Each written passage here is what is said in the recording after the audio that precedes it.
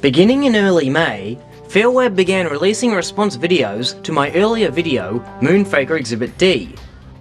The films he's released thus far are selective and misleading, to put mildly, and I will be addressing them all thoroughly in due time. For now, there is one I can discuss. Interestingly, he has not even publicly released it yet. On May 26, 2010, one of my friends on YouTube managed to dig up the link to one of his upcoming videos. It seems on May 21, Webb released his video on the Australian tracking stations. The video is currently not publicly available on his site. I can only guess that he produces these videos and then releases them to his friends in advance. Oh well, might as well catch him with his pants down. On telecommunications, Jarrah makes a three-pronged attack: on television signals, voice communications, and telemetry data. He makes a tactical error in his first few claims, however, by trying to disqualify each facet individually. When astronaut Neil Armstrong takes his first steps on the moon, Australian stations will be the only ones receiving the television signal. We know that the Australian radio telescopes were the only stations that received the television transmissions. This means that the only video footage that the world saw would have to come from Australia. Even the Soviets would have to rely on parks to see these telecasts. So, if there was only one radio telescope in the world receiving these videos, then how could one verify whether the moonwalk videos were actually coming from space, or from pre-filmed tapes that the park's observatory was relaying to the world? Notice how Jarrah starts with a pre-mission statement about Australian stations, plural, being the only ones planned to receive the Apollo 11 TV signal, and ends up saying that Parkes was the only station that ever received any signal from Apollo. This is yet another fallacy of composition, squared this time, and a straw man combined. Or maybe it's just sloppy narration. Loosely, I refer to the Australian tracking stations as one, because they were all working together on the same project. There is a very good reason why the Australian radio observatories have the NASA logo posted on their sign. They are part of NASA's Deep Space Network. Now admittedly, in my original Exhibit D series, I made an error. Going from the information I got from the ABC News report, I said that the Australian tracking stations were the only stations receiving the Apollo 11 moonwalk videos. The space tracking station at Honeysuckle Creek has a staff of about 100, and all but a handful are Australians. However, the station and its millions of dollars worth of sophisticated equipment is owned by the National Aeronautics and Space Administration of the United States. When astronaut Neil Armstrong takes his first steps on the moon, Australian stations will be the only ones receiving the television signal. I later learned that Goldstone Tracking Station, also part of the NASA Deep Space Network, was also in a position to allegedly receive signals from the moon at the time. I acknowledged this in my follow-up to Exhibit D.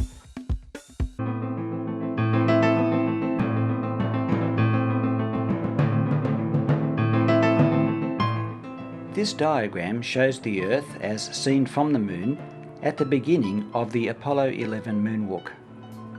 As you can clearly see, mostly the Pacific Ocean is facing the Moon at this time. And the only tracking stations in line of sight are Goldstone, Honeysuckle Creek, and Parkes, all of which are part of NASA's Deep Space Network. Webb knows this because I pointed it out in my response to his introduction of his new series, which I uploaded on May 9. On mission telecommunications, the only station receiving radio transmissions was Parkes in Australia. Parkes, Honeysuckle Creek, Goldstone, and Madrid, all of which are part of NASA's Deep Space Network. Get it right. I can only guess that he is misrepresenting the statement I made about the Australian tracking stations being the only ones receiving the Apollo 11 moonwalk videos. This statement was made in regard to what we were told on ABC News at the time. The space tracking station at Honeysuckle Creek has a staff of about 100, and all but a handful are Australians. However, the station and its millions of dollars worth of sophisticated equipment is owned by the National Aeronautics and Space Administration of the United States. When astronaut Neil Armstrong takes his first steps on the moon, Australian stations will be the only ones receiving the television signal. I later learned that Goldstone in California was also in a position to allegedly receive TV transmissions from the moon at the time of the Apollo 11 EVA. I subsequently acknowledged this in my follow-up to Exhibit D. Either way, whether it was just the Australian tracking stations who received the Apollo 11 moonwalk videos, or Australia and Goldstone who received the videos, it's immaterial. As I pointed out quite clearly in Exhibit D, the tracking stations in Goldstone, Australia, and also Madrid are all owned by NASA, and therefore are not independent parties, as the propagandists have claimed.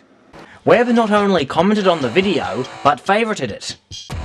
Yet he went on to use this long since corrected mistake as part of his diatribe.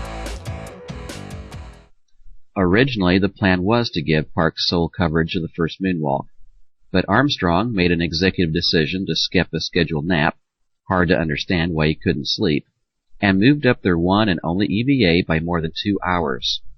This made it possible for Goldstone to also receive the signal as Armstrong took that first step. If you look on the Honeysuckle Creek website, a link is in the sidebar of this video, you will see that Parks, Honeysuckle Creek, and Goldstone all received the TV signal from Apollo 11.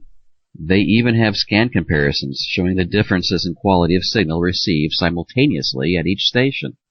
The first few minutes of worldwide TV coverage actually came from Goldstone, but as they had not planned to be online and were having problems with their scan converter, Houston switched to Honeysuckle Creek just before Armstrong's first step. The video you're watching now came from Honeysuckle Creek. The signal from Parks didn't start until 9 minutes into the TV coverage. As Parks was the larger of the two Australian telescopes to receive television transmissions from Apollo 11, it did a better job of capturing the signal and produced better pictures. Honeysuckle Creek turned off their receiver about a minute after Parks came online. Sorry to interrupt, but there is no record that Honeysuckle Creek switched off their receiving equipment after Parks supposedly picked up the signal. Allegedly, Honeysuckle Creek continued to receive videos even after Parks came online, including the videos of the Apollo 11 crew dumping their used portable life support systems down the ladder. In fact, Honeysuckle Creek engineer Ed von Renwaard recorded the supposed live feed off the monitors using his home movie camera. The handheld kinescopes he recorded are available on a 2-disc DVD set released by Honeysuckle Creek. Meanwhile, in Australia at Honeysuckle Creek, with its smaller antenna, a good picture is being seen.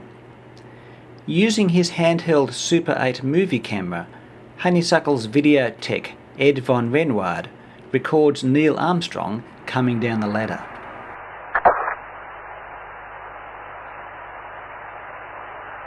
Okay, Neil, we can see you coming down the ladder now. A momentary flaring is seen as Ed attempts to brighten the TV picture. Armstrong checks getting back up the ladder. Okay, I just checked getting back up to that first step. At the start of television, the moon is too low in the sky for Parks to receive stable telemetry and TV. However, as the signal improves over the next few minutes, Charlie Goodman at Sydney Video announces that he has a good picture from Parks 9 minutes into the broadcast. I got Parks mine in the daylight 4 p.m. Well, receiver 1. Broadcast 1. Sydney Video, Houston TV, or Houston TV, Sydney Video. This Houston TV, go ahead. Please be advised I have a very good picture from Parks. Shall I give it to you? Roger. You have it. Roger, beautiful picture. Thank you. Some of my first pictures here. Also, we're switching to Parks at this time. Fine. We're going tape chain, going manual for a minute. Thanks. Roger, Neil, we're reading you loud and clear. Let's see, get some pictures and the contingency sample. Viewers worldwide stay with the Parkes picture until the end of the moonwalk. However, at Honeysuckle Creek, Ed von Renwaard continues to record unique segments with surprisingly good quality, some of which is better than NASA's official archive. This includes his footage, 2.5 hours after the moonwalk finishes, of the astronauts' backpacks being dumped down the ladder. Ed's film seems to be the only surviving record of that event.